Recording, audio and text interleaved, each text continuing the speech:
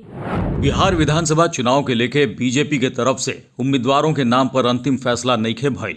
मंथन के दौर जारी बा और यही बीच रोहतास जिला के नोखा विधानसभा क्षेत्र से बीजेपी के संभावित प्रत्याशी पूर्व विधायक रामेश्वर चौरसिया के विरोध तेज हो गई बा।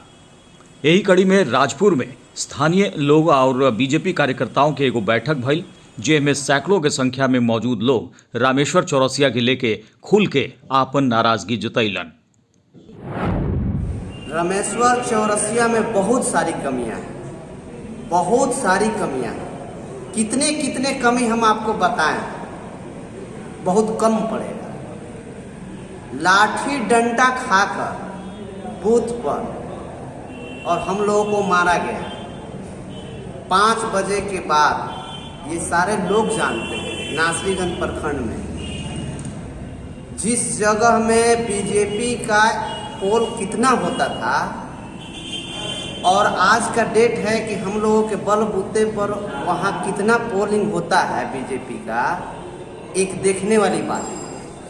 पूरे जिला की हम बात कर रहे हैं और जब से चुनाव होता जा रहा है उस आंकड़े से फिर भी वहाँ जब चौरसिया जी वैसा नहीं किए तो और वो उनसे हम लोग क्या उम्मीद कर सकते हैं।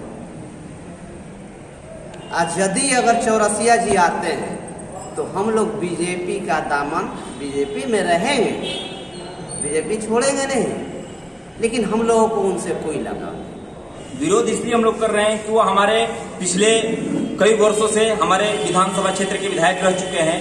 यहाँ तक उनकी उनके कार्यकलाप में कोई भी ऐसा काम नहीं हुआ है जिससे आम पब्लिक, आम लोग, हम जैसे लोग उनसे प्रसन्न हो या खुश हो।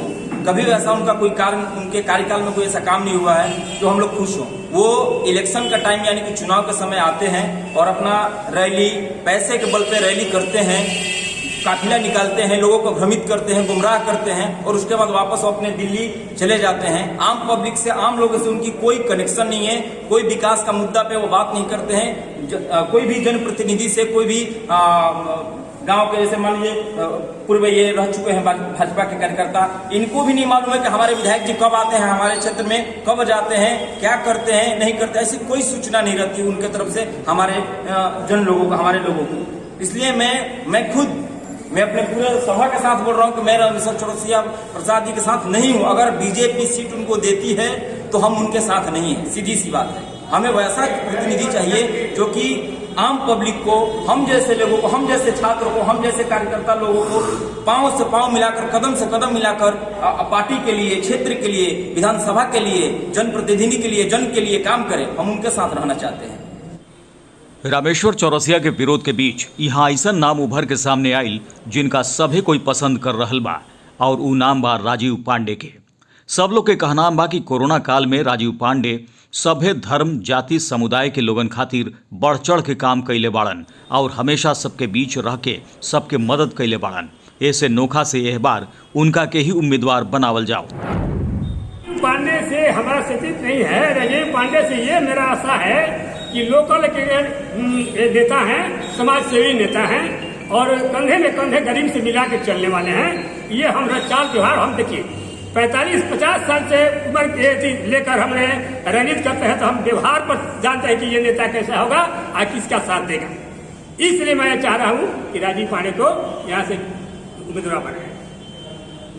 बड़ा मुद्दा है रोजगार। तो क्या है कि इंडस्ट्रियलाइजेशन वगैरह जैसे मुद्दे हैं हमारे, ये पूरे क्षेत्र की बात की जाए तो यहाँ सबसे ज़्यादा कमजोर है। और पिछले हमने 6 महीने में जो कोरोना का काल है उसमें ऑब्जर्व किया कि जो यहाँ सबसे ज़्यादा अगर लोकल लेवल पर कोई टीका रहा तो उनका नाम राजीव कुमार पांडे है।